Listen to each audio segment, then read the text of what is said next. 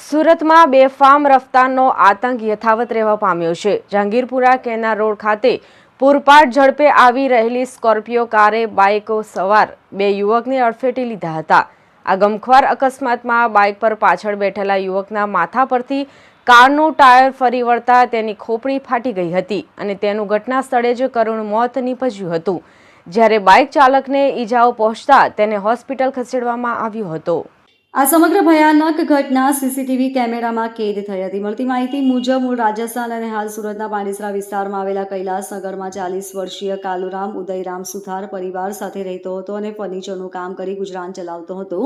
ગઈકાલે કાલુરામ તેના સાથીદાર મનોહરલાલ નારાયણલાલ સુથાર સાથે ફર્નિચરના કામ અર્થે BR પાર્ક સોસાયટીમાં જઈ રહ્યો હતો।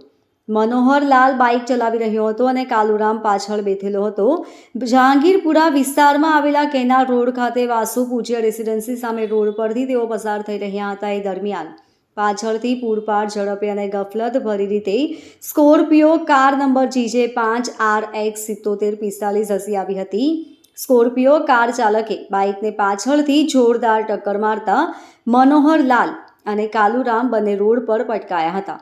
કાલુરામના માથા પર સ્કોર્પિયોનું કારનું આગળનું વ્હીલ ફરી વળતા તેની ખોપરી ફાટી ગઈ હતી અને તેનું ઘટના સ્થળે જ મોત નીપજ્યું હતું।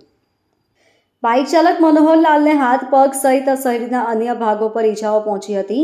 અકસ્માતના પગલે આસપાસથી લોકો પણ દોડી આવ્યા હતા અને તાત્કાલિક 108 એમ્બ્યુલન્સને જાણ કરવામાં આવી હતી। આ સાથે જહાંગીરપુરા પોલીસ પણ ઘટના સ્થળે પહોંચી હતી।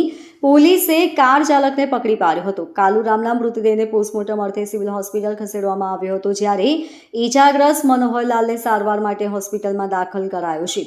મનોહરલાલે જહાંગીરપુરા પોલીસમાં સ્કોર્પિયો કાર ચાલક સામે ફરિયાદ નોંધાવી છે। અકસ્માતની સમગ્ર ઘટના સીસીટીવીમાં કેદ થઈ ગઈ છે, જેના આધારે જહાંગીરપુરા પોલીસે સ્કોર્પિયો કારના ચાલક નયન કુમારની અટકાયત કરીને વધુ તપાસ હાથ ધરી છે।